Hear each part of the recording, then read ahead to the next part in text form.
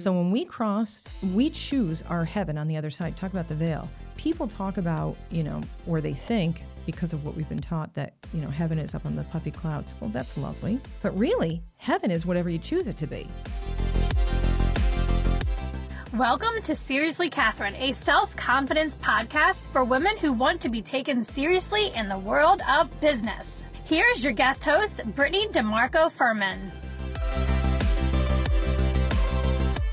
This week's sponsor is Buried in Conversation through the Glenville Funeral Home. We're proud to be here and go 6 feet deep in conversation. Welcome back to the Seriously Catherine podcast with the takeover by the Undertaker. I had to do that, but for real, welcome back to Buried in Conversation with Brittany Demarco Furman as I do take over Catherine's podcast for the month of July. I hope you enjoyed our first episode. I hope it was insightful, heartfelt, and yeah, a bit fun, right? So this week I have an exciting guest, which I am, oh my gosh, I'm like tingling to just introduce her to you all.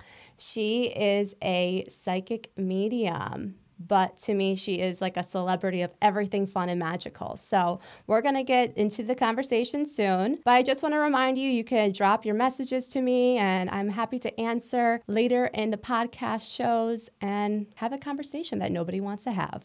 Later in today's episode, I'm also going to give you a business lesson of how I try to live every moment like it's my last. As a funeral director and a celebrant, you try to find the right words to create inspiration to others. But first, a hot take brought to you by Paint and Sip. Have you ever heard of face gym? I have been obsessed watching TikTok videos of these people getting their face punched out and their jaws, but they get all snatched. So this is actually a new thing that's out in New York City and all those big cities where they are working up people's faces to make them trim and sculpted. But I've been doing it before it became cool. So I have a hot take on this, and just to ask the crowd, have you ever worked out your face or ever have seen the facial tissue in your body that could be absorbed and then get tighter? I have been made fun of by my husband constantly because I'd be in the mirror massaging my neck, doing chin-ups, literally chin-ups, and just making sure that my face never goes downwards. And now this gym that is promising to be snatched is all over TikTok and making me laugh. So I want to know if you guys have ever tried it out and if you're interested in doing it, or maybe you guys want to open the first face gym in Saratoga because I will be signing up. If not, there is mortuary Botox for when I do pass away. Well, welcome to the Seriously Catherine podcast, the takeover with me, Brittany Demarco Furman, as we go 6 feet into conversation. I am a licensed funeral director, but today we have a special guest and we will be talking about everything interesting, magical, and dead people. Dead people. I see dead people. She sees dead people. How do I explain and introduce you? You are a psychic medium. You are an entrepreneur. You are a podcaster. I am, yes. But in my eyes, you are a magical mermaid. Thank you.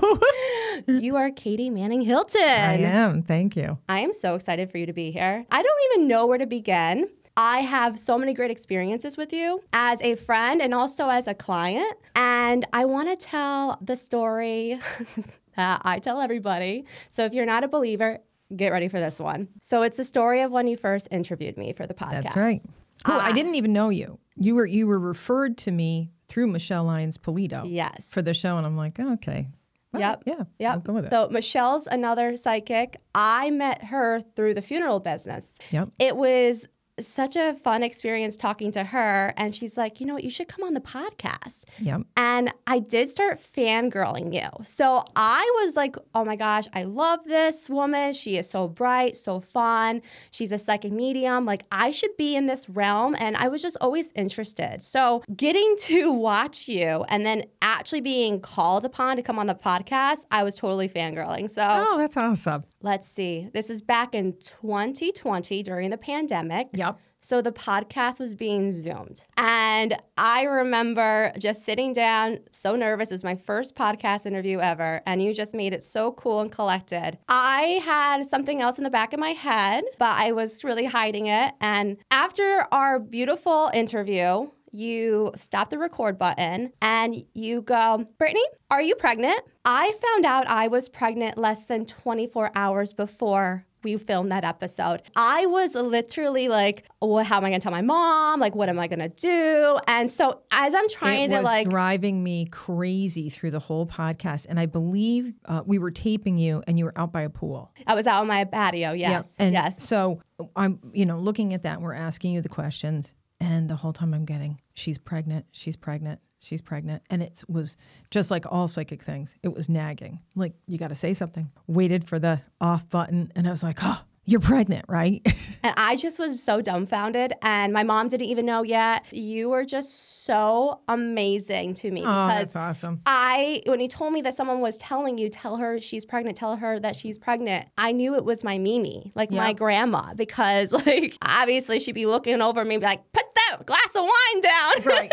Or you've got a big surprise coming. And probably that was more likely. Oh my gosh. That story will always stay with me. And I always love, introducing you to people with that story. So I love that. Thank you for that memory. What is a psychic medium for those that don't understand what that means? So it sounds redundant, and it is not. So the saying goes, all mediums are psychic, but not all psychics are mediums. Mm-hmm. I see the dead, and I hear the dead, and I also get information around people's lives. Things that are currently going on, pregnancies, maybe job change, move, things like that, relationship stuff. I guess I'm getting it from your family when I'm hearing those things. I'm getting that from them. So in my case, I've been like this since I was 3 years old. I'm born and raised in Rotterdam. Youngest of three, Irish Catholic family, very traditional family. Around the age of 3 years old, my mother realized I was reading her thoughts. The first time she actually recognized that I was doing this, she went to the refrigerator and was making dinner and realized she was out of milk. And she thought, I'm all out of milk. I got to go to the market and get milk. And I walked out in the kitchen and I said,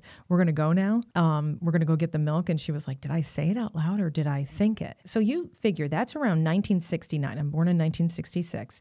You don't look it whatsoever. Just don't She's ever say I also look a grandmother. I am. Grandmother like... too. So 1969. There isn't a lot of material. There isn't, Sylvia Brown, John Edwards, that was public at that time. Bless my mother's heart. She goes to the bookmobile. So if anybody remembers bookmobiles, she put me in the cart and wheeled me up to the corner, got out a book from the bookmobile about children with psychic abilities, which was probably like in the library section of the occult. Wasn't like new age or anything. They're probably still following my mother, thinking she's starting her own cult.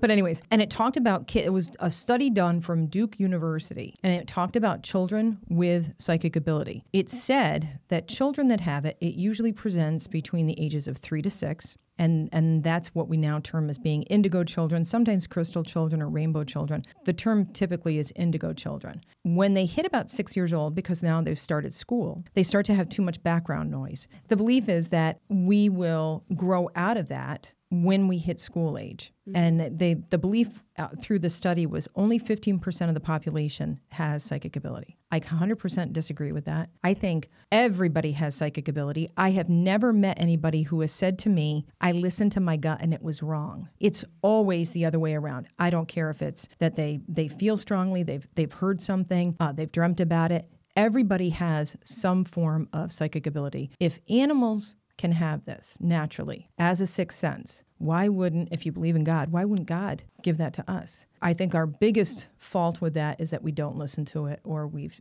back during that generation, maybe told children, like, don't listen to that. That's not healthy. So I was very lucky. My mother just was kind of like, okay, whatever, she's got this. So my mother started doing things with me with flashcards where she was teaching me like a normal mom would, color, shapes, numbers. And then she realized I was guessing them before she was giving them. Wow. So she could conceal some of them, and she'd go, what did mommy pick now? And I'd say, it's a triangle, it's a number 3, I didn't realize that other kids weren't doing that. I also didn't realize that other kids weren't seeing dead people. So when I was sitting in like a restaurant, I'd say to my family, my mother'd go, now eat your dinner. And I'd say, there's a man here, and his name is Harold, and Harold can't swallow. And My mother would go, what? And I'd say, Harold, he's got the suspenders on. And now looking back at my childhood brain, I thought everybody in the family could see Harold. And I was referring to Harold. My father would go, what in the hell is she talking about? My mother realized that I was seeing people, and she would go up to like the front desk and she'd say, did a man die? And I'd say, he couldn't swallow. And she said, did a man die here and he couldn't swallow? And they said, oh, yes, it was the owner. And it was a story on the wall. I was too young to even read. So that became the next part of it. I didn't do it all the time, but my mother's friends even remember me playing with all the kids in the backyard, and they'd look out the back window, and they said, there's Katie standing off to the side, looking up at something, smiling and talking to somebody. That was not there. Both my kids have some ability, but my daughter has quite a bit of ability, and she did all that kind of spooky kid stuff. And that's what I wanted to ask, too. Like, how do you know how, like, people...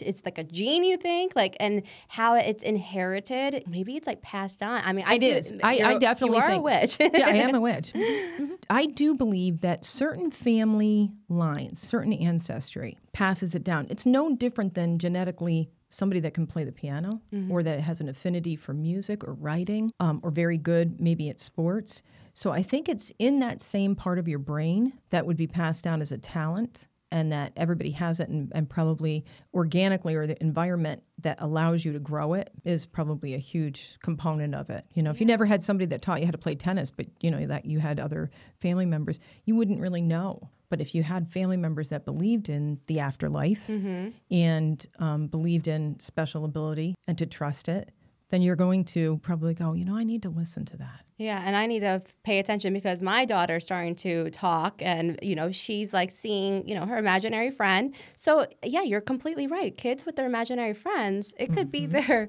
grandma they never met that's like hanging out with them, or, somebody that from their past, or, maybe they are just concocting, different energy around them. Right. So we're so innocent. So I feel like we're more open. I guess you could talk about like the veil. The veil's a little thinner like during that time in our life because we're kind of fresh on the planet. Right.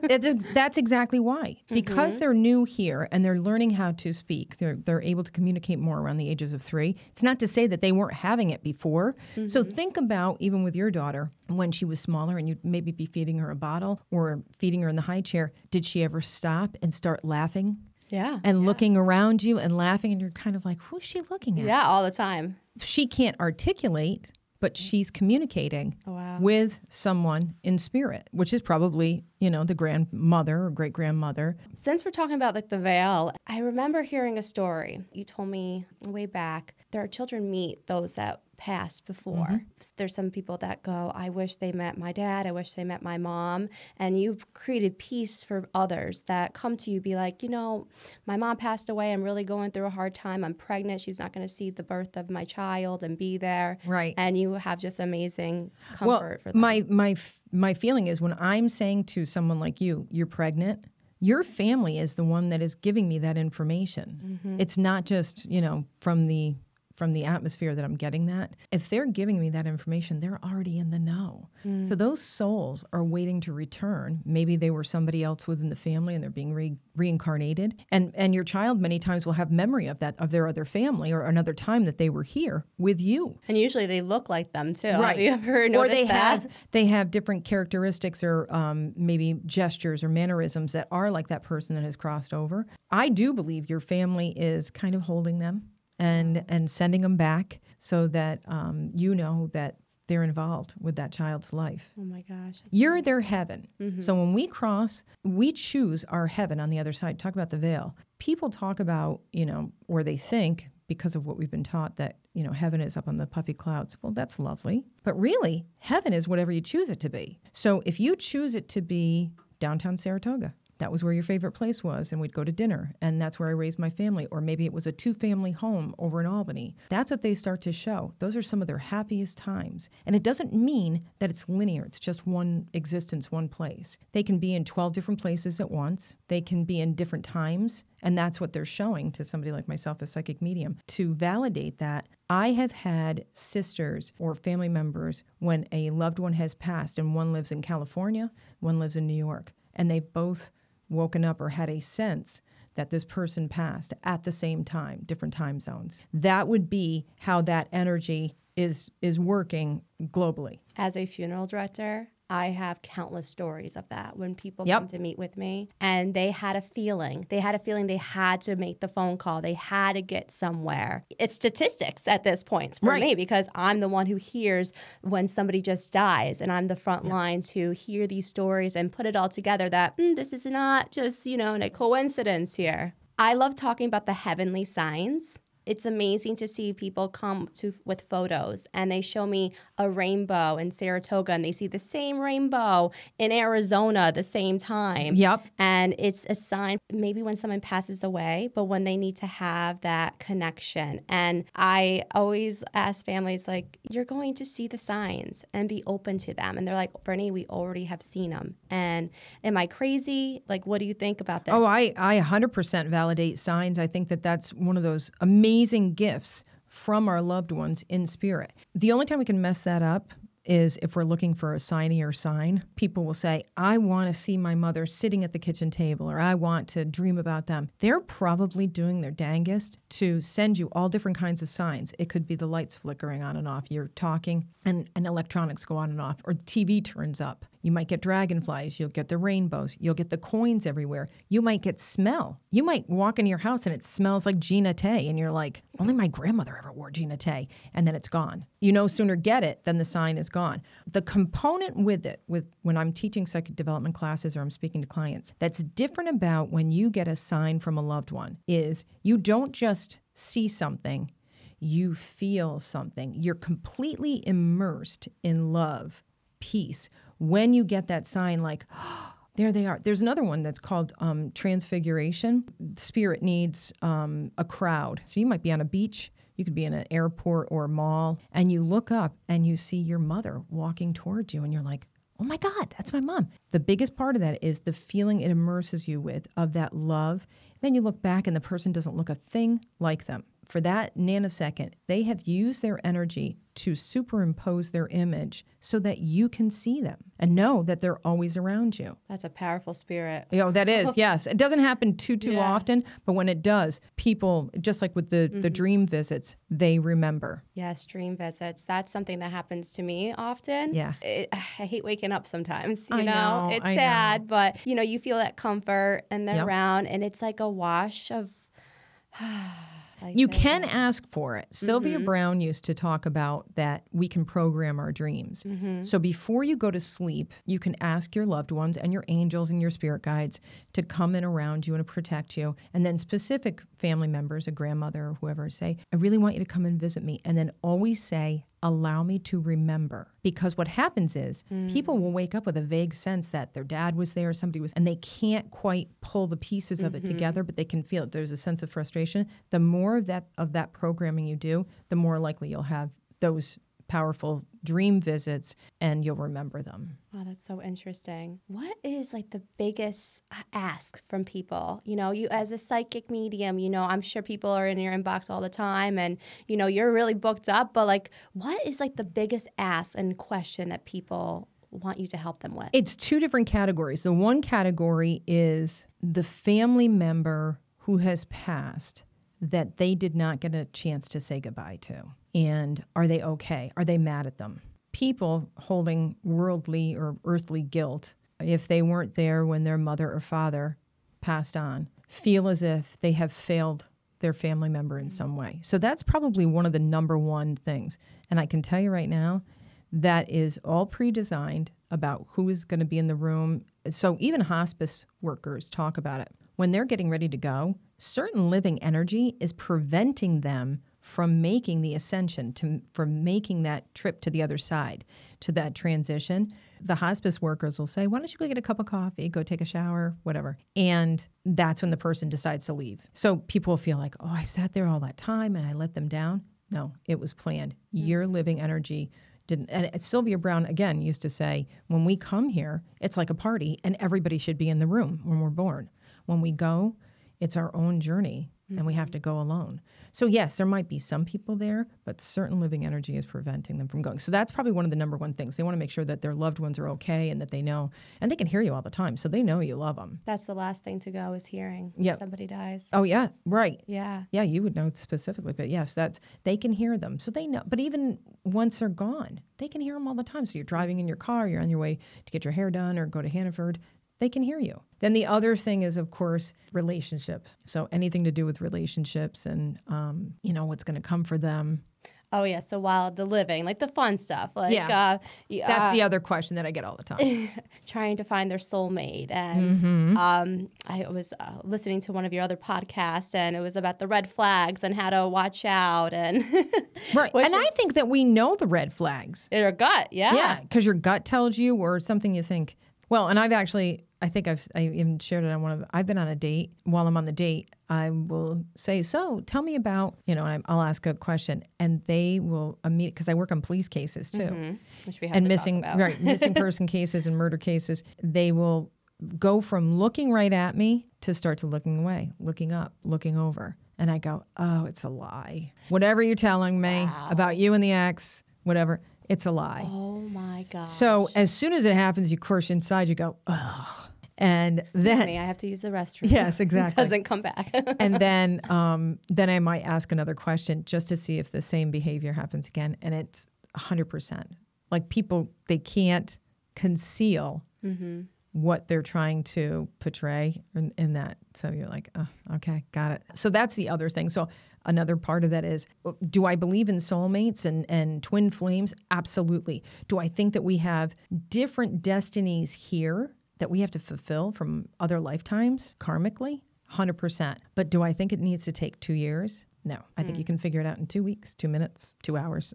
How do you balance like your head? I just can only imagine. Like you're so well spoken, you're so confident, but you have spirits around you. I mean, I didn't play a trick on you, but I may have brought my grandma along and maybe some ashes with me in the sea. So I'm not even kidding. Your grandmother was here while I was even parking the car. Okay, good, because I needed her energy today. Yeah, she's with you all the time. So even if you wear her perfume or whatever, she's an amazing lady, by the way. She was ahead of her time. So when I get the grandmother energy with her, she is all about family and all about everybody succeeding. So if you guys were like best friends, she shows up. The other thing she shows is, I don't know if there was, and we might have talked about this before, did she plant all the red geraniums? There's red geraniums. No, we never talked about this before. Oh, okay. And yes, she did. Oh my God. She keeps showing me her garden, and her garden looks like, summertime in Saratoga. It looks absolutely lush. She won awards for it at the funeral home. She planted all the Really? flowers. Yeah, maybe she's trying to tell me I should water my flowers because actually this morning I had to throw out one of my baskets because it's probably that's probably what it is. Oh my gosh, she would. And she's outside and she's showing me everything outside in the sweltering heat. So yeah, pretty amazing lady. Oh my gosh. With the geraniums. That's wonderful. Yeah, so sorry for bringing her along, but she's always with you. You didn't have to announce that. She's always with you. So how do I balance? So I'm very fortunate, as I said, growing up in a pretty normal family. Even though I had ability, nobody acted like I was special. So that's probably the first key. They'd be like, oh, that's nice. You see a dead person. Now clean up the stairs and go do your room, and study for your test. And, I had cheerleading tryouts and all those kinds of things. So only a few people around me knew that I was like this. I got married, had 2 kids, and still, was a mom. But I was the kind of mom where I'd wake up in the middle of the night and there'd be a dead person in the house and I'd be talking. So then the next day I'd be saying to my now ex-husband, yeah, there was a woman here and she was telling me this, and this about her case. And again, he'd be like, wow, okay, I'm going to pay the NIMO bill. And, so it was just normal conversation. So then moving into this realm when I worked for the Chamber of Commerce, people kind of knew that I did this, but I was known for working with the public and helping businesses grow. And again, always had a sense of that too. I'd shake somebody's hand and I'd start to get a download. So I'd have to diplomatically wait and kind of get them off to the side and say, hey, I don't know if you believe in this stuff, but I'm seeing XYZ connected with your life. And they'd be like, that's crazy. Yes. That was the next part of it. So the balance is that it just kind of organically grew that way, that yes, that's a part of me, but I still do all the normal stuff. You know, you're just such a friendly person, so people want to be around your energy. You know, even if you just put them to the side and say, it's just like, you know, just if you don't believe it or not, just maybe watch out for this. Or if you need a little bit of advice, these people are probably following you for the rest of their life. Like, wow, thank you so much for giving me that insight. That's so nice. And part of that is, and if you're in this business, you really have to check it, is having no ego. Mm-hmm. So having no worry about outcome, if I'm seeing something and I'm getting information, I give it. Person can take it or not, or agree with it or not. I don't take it personally. I know what I get. I know who I am, and good luck. I mean, my husband, for most of his life, was a non-believer.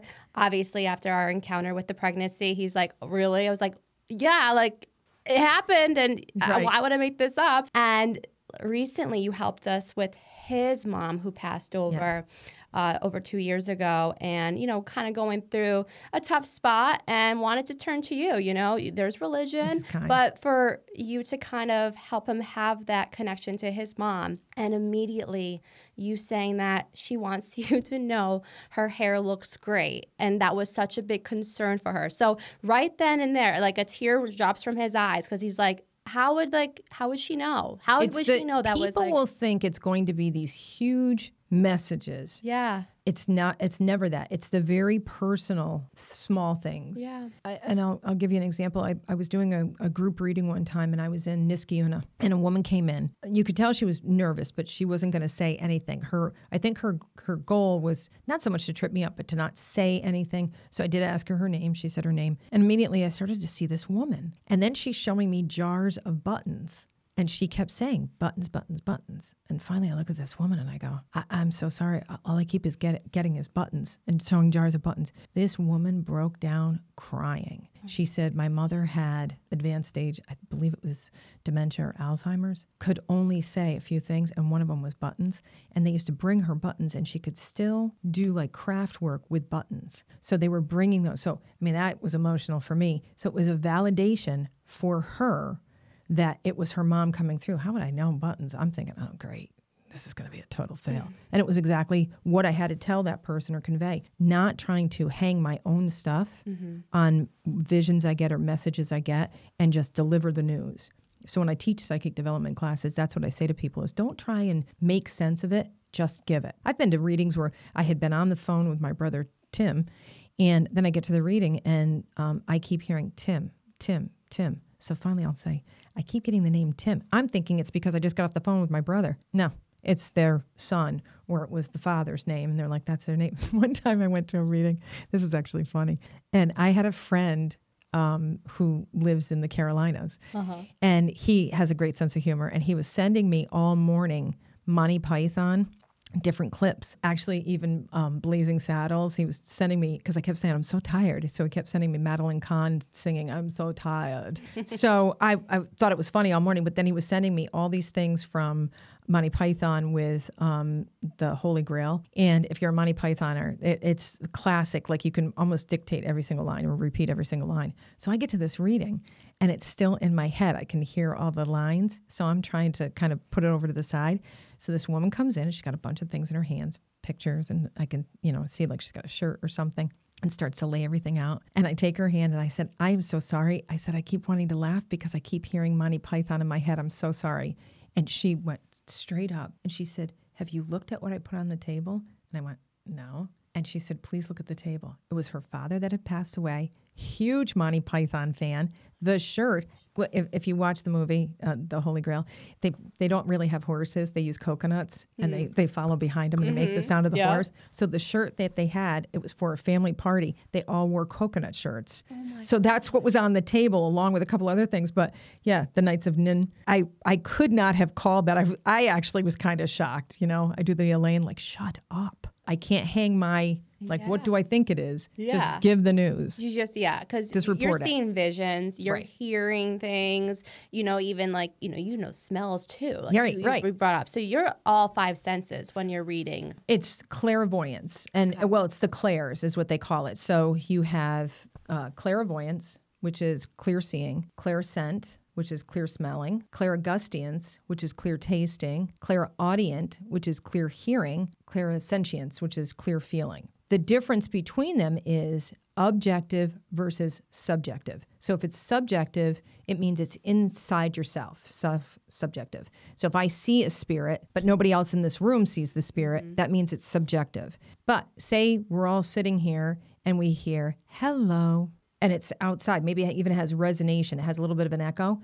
That is clairaudient, and it is objective. It's outside of us, that where other people have maybe even witnessed it. Does that mean the spirit's stronger or maybe saved all its energy to project it like that? No. Or, okay. No. Just the way it comes Just through. the way it happens. And maybe it has to do with the receivers. You and I can both hear it, but somebody else can't hear it because of our own ability or whatever our own block is. That's one of them. You might have it especially when you're falling asleep or waking up. It seems to be like you'll hear your name or hello, or maybe even somebody like clearing their voice, like clearing their throat. Like clairaudience is interesting because you might all of a sudden start to taste like your grandmother's food. Sauce or something like that. And you're like, oh, I should make a pot of sauce. But it also is very helpful in things that are crime scenes. So I might all of a sudden taste something that's almost like chemically, or it might be a metal taste and I know it's blood. And I can start to discern maybe how that person passed without them telling me. Can you tell me a little bit more about some of the cases and, do they still call upon you? Oh, yeah. Okay. I never have been, I guess what I could say, like an ambulance chaser. And there are some psychics that do that. They hound the police or they go after them. If they want me, they know where to get me. So the first case I worked on was in 2006, and it was a missing person case. I wound up getting connected not only to the state police, but to the sheriff's department, and wound up working extensively with Harry Baffardi. And we had known each other in previous lives. When I was working for the Chamber of Commerce, he knew my family, and he's a Marine, and my dad is a Marine. So there was a lot of, community ties. So when he realized I could do this, and I was giving accurate information, he started referring my name on other cases. So throughout the capital region, I was getting phone calls at my day job to help with cases. So I might get a phone call from the Rensselaer County Sheriff's Department and then Saratoga. And really, they utilize me as a tool. It is not like you see in the movies where the psychic comes in and goes, dun, dun, dun, it's over here. It's really not giving any information to the psychic, might be getting names. So it validates what they already have got. So it's just another tool that they use. So since then, he's had me come in and speak to criminal justice students at Schenectady Community College for the use, like forensically, with that. But you can never admit it into court. So it's not admissible. So yes, I've done that. And they, by word of mouth, they give out my name. Yeah. So I still do work on cases, kind of behind the scenes. The more I've done this job, I try to not watch the news.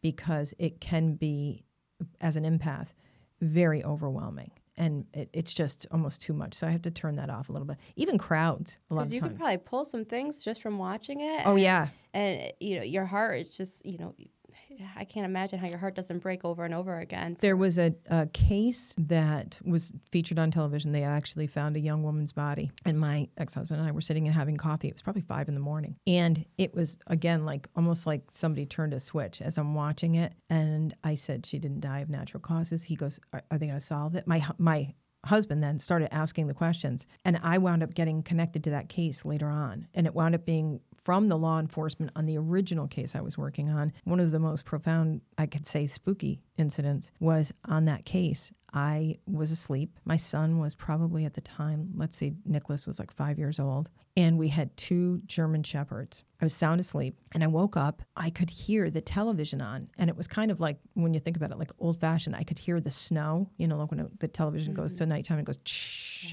And I thought, dang, he left the TV on, my husband. I started to sit up and I rolled over and the TV was off. And then I could hear the 2 dogs, the one in particular, low growling. And I said, what is it? And I looked up, and in the dark at the foot of the bed, I could see the image of a smaller person. I thought it was my son. So I said, what's the matter, sweetheart? Do you have a bloody nose? Because he was getting bloody noses. Didn't respond. Now I'm focusing in the dark on this figure. And then I realize it's not a boy. It's a girl. She looked like she was wet.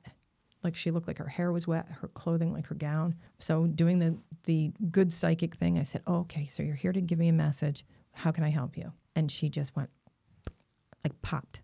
She was just gone. So I kept asking. I'm sitting up sideways, and I'm like, what do you need? I'm trying to get more information. She didn't give me anything. So I thought, well, heck with that. I'm going back to sleep. And as I went to lay back down, she was right here next to me at the bed. Right. I mean, like jump scare, like, oh, I woke up, I grabbed my husband and I said, can you turn on the light, turn on the light, turn on the light? He's like, what's the matter? And I said, somebody was just here. But come to find out, she really didn't mean to scare me. She was newly crossed, could not communicate. And I had blessedly a teacher at the time say, the next time she shows up, and she will show up again, say, okay, you can't scare me. Can you communicate with me? And it's exactly what happened. She showed up a day I was home. I was getting ready for the Schenectady Christmas parade. She showed up in the house, and I said, can you talk? And she just shook her head. So she had been just newly crossed over. I know. But I wound up getting other information, and I wound up giving information on that case. But yeah, that was one of those ones, a jump scare where I was like, oh, I'm going back to sleep. And she's right here next to me. It was like something out of a movie. She was of a really petite stature. She almost looked like a child. It was exactly how she was described through the news. But she did come through more peaceful at later. You're around a lot of tragedy, a lot of sadness. I know you bring so much peace to people, and it's a magical gift. Yeah, what just happened is, we really don't know what happened, but she kind of does. The book fell off the table just randomly. Nobody knocked into it. And the camera was seeing something, right? A white image, correct? A white image. Yes. And our technology started failing us. So that's really how spirits can connect easiest, right? They like to manipulate electronics. You know, they're trying to get the wavelengths. Well, think about this. When they probably first were showing up during the, when people were really aware of it, we're talking going way back, to Egyptian times, they didn't have technology. They've evolved with us. I was at a reading one time, and it was at a strip club, but I was reading for the owner of the strip club, and we were talking, and it was quiet. It was October. First, we heard, I should say, the back door open to the kitchen, and we both stopped, and I said, did you hear that? And she said, yeah, nobody's here. Like that, it was almost like a suction. Nobody was there. So we're talking, and then all of a sudden you start hearing music. She says to me, are you playing music? I said, no, where is that coming from? It was Christmas music. It was her phone. Her phone had turned on. It was Pandora, and it was playing like Christmas classics. She says, I don't even know how to do that on my phone. I don't. At a strip club, right? At a strip club. But she said the owner who had passed away, he loved Christmas. I feel my mouth is open this entire podcast. I'm like, ah. Yes, but music, that happens a lot at the funeral home. The best stories are when families come to me and they say, I've been hearing our wedding song everywhere. And also, at the funeral home, music will randomly come on. I think the most beautiful scenarios, which does creep some families out, but most of them, they find peace in it. And they're like, that's her. Yes. We're closing the casket. We're playing Ave Maria. They're Roman Catholic. We're making it into a ceremony and making it traditional. Right. The music stops and it plays something out of this world. Like, maybe it's like Earth, Wind, and Fire. Maybe it's just silence because they hate music. It's just something that's their personality that comes on.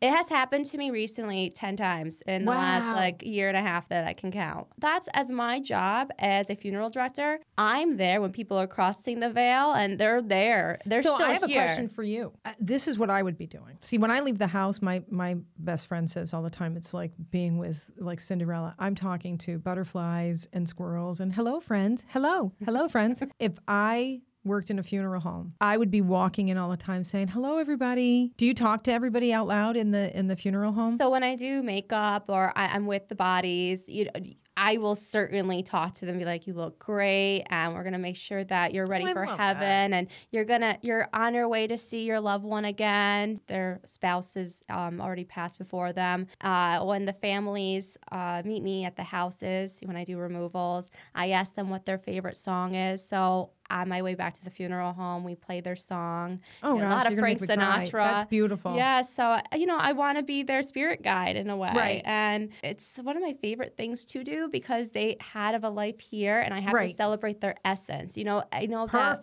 that we see that it is an empty shell. A lot of people find funerals cold, but it's so important to come together as the living.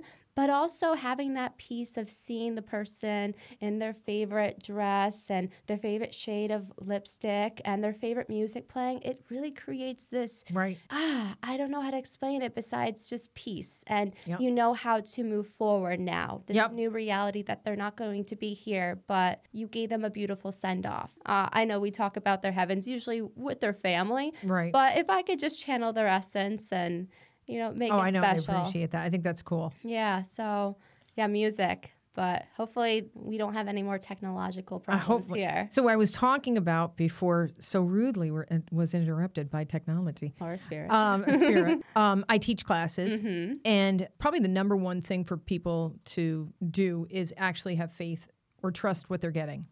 I think a lot of times we get information and then we talk ourselves out of it. Just like what I said, listen to my gut, and it's never wrong. But they might get something too, or a download, and they might be like, I think I'm losing my mind. No, have faith in what you're getting. And then the next part of that is kind of like realtors where they say location, location, location. The next thing for somebody that wants to do any kind of psychic or healing work is meditation, meditation, meditation. You have to raise your vibration. It can't be from being somebody that smokes a lot, drinks a lot, eats poorly, and doesn't do the work, basically like your spirit energy work to kind of raise it up. You have to figure we're raising our vibration to hear them, and they've got to lower their vibration to speak to us. So there's somewhere in between. It's like the ether that is a translation. But the more work we do to raise up, it better for us to be able to get clarity and to have, more insight. So the meditation is important, and it doesn't have to be an hour-long great if you love that stuff. But if you have 5 minutes and you can do breathing work and kind of think about clearing the energy in your body, working through your chakras, and just kind of opening yourself up, the better. That's all you have to do. Yeah. Sounds great. And you're doing workshops. Yep, we do workshops. I do them online with a dear friend who lives in Florida, and they're Zoom. And we do psychic development 1 and 2. It's myself and Sharon Porto. We do past life regression. We do meditation. We do manifesting. And we are adding a class about how to not attract narcissists. Okay, sign me up. Yeah.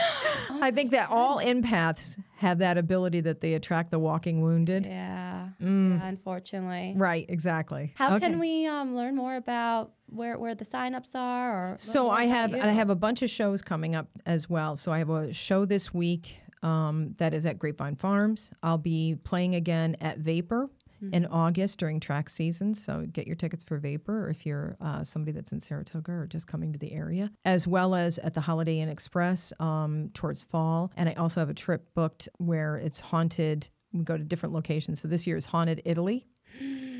We have done Haunted Ireland twice. We did North and South Ireland.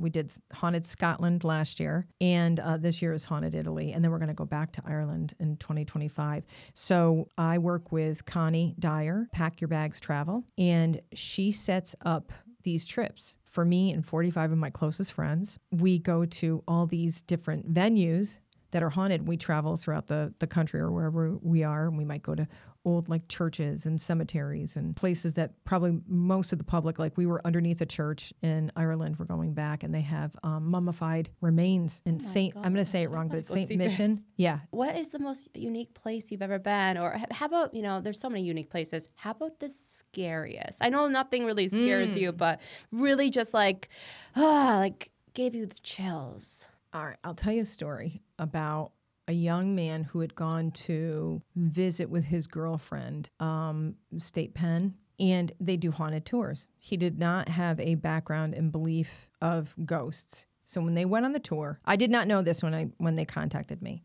He was mocking everything. He's like, oh, there's a ghost over here. Oh, and he kept touching everything. Oh, you think I'm going to get the ghost now? About a week later, he started having very strange things happening in his home in Niskayuna, where things were being moved, thrown, and couldn't explain it. So the one night he's on the phone with his girlfriend who lived, I believe she lived at the time in Rotterdam, and they were on the phone. They would fall asleep talking on the phone. You know how young love is. She woke up in the middle of the night hearing growling. Her father heard it from another room and came in and said, hang up that phone. And it was clearly coming from his house. Hung up the phone. He went to the doctor's the next day.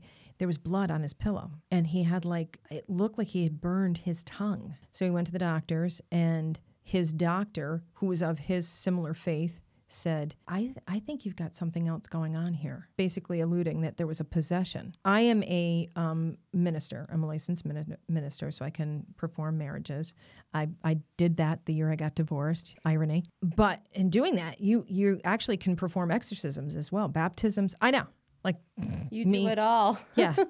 I thought, well, all right, we'll talk to him, because the girlfriend contacted and said, can you help us? We think something else is going on. There might be an attachment to my boyfriend. So myself and Michelle Lyons-Polito went to the house in Rotterdam. And as we're at the house in Rotterdam, the girlfriend is answering most of the questions. And he's just kind of sitting there in like a daze or a funk. And every time I'd ask him a question, the lights at the kitchen table would go, ooh. So then I turned to him again and I said, so have you ever had any experiences with this before? Any kind of hauntings or no? Ooh. Now, if anybody else talked, it didn't happen. So after the third or fourth time, Michelle was at the end of the table. I go, are you catching that? She goes, mm-hmm. So we cleared him and we cleared his home. He then was fine. But he did say, he goes, I forgot to tell you. He said, I was at State Pen and I was mocking. And he said, I think I brought it home with me. And it was not until later on. But it was even happening at his work, where the lights would go, the electricity would go on and off. And so the spirit was attached to him. It was definitely, you're talking about somebody in jail that he probably brought home with him. Pretty heavy energy. That was probably one of the creepiest ones. Oh, gosh. Locations. Probably one of the creepiest locations was Knoxville Mansion. And actually Albany Rural Cemetery, which for the most part is lovely. But one of our first trips together, we did a kind of a psychic on the scene, but we were going from location to location. And we were looking into one of the outdoor internments, where they have the gates. Mm-hmm. You would know better. Yes. At the same moment, Michelle and I were looking into one, and we were going to take a picture, because it kind of had like a spooky, and we saw something move away from the wall out of the shadow, and it was everything that you would expect from like Hollywood. It was hooved, had horns. I didn't know she saw it. At the same moment, we both went, whoa. D. Scott was like, what are you guys talking about? What are you looking at? And he's trying to, we're like, no, don't. And he's leaning in. With that, we heard on the ground, like the hoof sound. And this is all caught on the podcast, yep. Right? So Nick Lee is standing over to the side, and he goes, what was that? Did somebody just drop? But you could feel it in the earth, like it was, ground. We were both like, no. We all need to get in the car, like right now. We get in the car, and Michelle did a clearing on everybody. But yeah, there was something there. And it hasn't been there since. Michelle does a lot of work with the cemeteries. It hasn't been there since. So whatever that was that day that we witnessed, that was one of those like truly frightening. She and I looked at each other like, what was that? So where can people find Psychic on the Scene? Psychic on the Scene, you can probably go right through. It's on all, I think now D. Scott said it's on all major platforms. So it's on Apple. I listen on Spotify. Yeah, and Spotify. Mm-hmm. So all you have to do is put in Psychic on the Scene, and it'll come right up. You are like everybody. So I hope people who are listening today, they go and check it out on Spotify and Apple. And you are just amazing. Well, thank you. And thanks for having me. Psychic on the Scene. And if you want to see where I'm going to be teaching or speaking or my shows, you can go through my website, which is www.katiemanningHilton.com, or go through my Facebook page, which is also Katie Manning. Thank you so much. Thanks for coming along. Yeah, appreciate it. We'll talk soon. So in today's serious business lesson brought to you by the Palette community, I like to read you a poem that I save for funerals as a funeral celebrant. It's to create comfort, but mostly create inspiration in your own life. The poem is called The Dash, and the poem is by Linda Ellis. I read of a man who stood to speak at the funeral of a friend. He referred to the dates on the tombstone from the beginning to the end.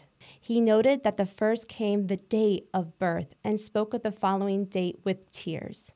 But he said what mattered most of all was the dash between those years. For that dash represents all the time and they spent alive on earth, and now only those who love them know what that little line is worth. For it matters not how much we own, the cars, the house, the cash. What matters is how we live and love and how we spend our dash. So think about this long and hard. Are there things you'd like to change? For you never know how much time is left that can still be arranged. to be less quick to anger and show appreciation more, and love the people in our lives like we've never loved before. If we treat each other with respect and more often wear a smile, remembering that this special dash might only last a little while. So when your eulogy is being read, with your life's actions to rehash, would you be proud of the things they say as you lived your dash? So I read this poem to create inspiration and to let people know that you live for today. Tomorrow's not always promised, so make sure you make it count. So this just in from Saratoga Lifestyle, their after hours. I loved this because the photo was of a monument at a cemetery. So obviously as a funeral director, I'm like, oh, let me learn more. It's about John Morrissey and his wife, Susanna. First off, I've gone to Morrissey's at the Delphi plenty of times, never even knew why it was called Morrissey's in the first place. So now that I know that his spirit's around, I'll be cheersing him up in the air with my martini. But this is so cool learning about this. I never knew this, but did you know that Saratoga Racecourse was founded by John Morrissey and his wife, Susanna, and they were Troy residents? They're actually buried at St. Peter's Cemetery in Troy, where they're both buried, and they're actually going to be having a ceremony in July honoring both of them. Susanna was a bigger part of Saratoga Racetrack, so I'm excited to listen in, and this was brought to you by Saratoga Lifestyle After Hours. So for these curious little things about the history in Saratoga, definitely check it out. Holy moly! That was a lot. That was a lot of fun. Time flies when you're having fun. And I hope you enjoyed this episode of the Seriously Catherine Takeover with me, The Undertaker. We have so much more content and storytelling to unravel in the next 2 episodes. So make sure you tune in next Wednesday as I come back as Brittany Demarco Furman, buried in conversation. So with love and peace, till next time. Thank you for listening to this podcast. And if you want to connect with me, slide into my DMs on Instagram. My handle is Catherine Hover.